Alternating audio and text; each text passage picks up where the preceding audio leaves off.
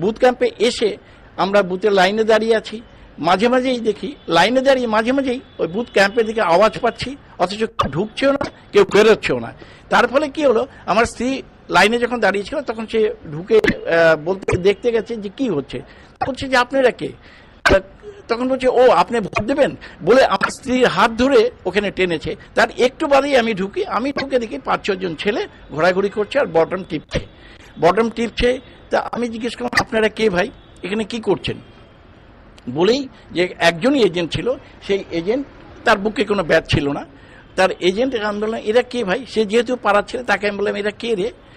ঠিক সেই সময় একটি ছেলে, একটি অল্প বয়স্ক ছেলে ঢুকে একই প্রশ্ন করেছে যে আপনারা কে, কি করছেন আপনারা এখানে, বলছে তুই কে, জাস্ট তাকে তখন চেস করে তুই কে।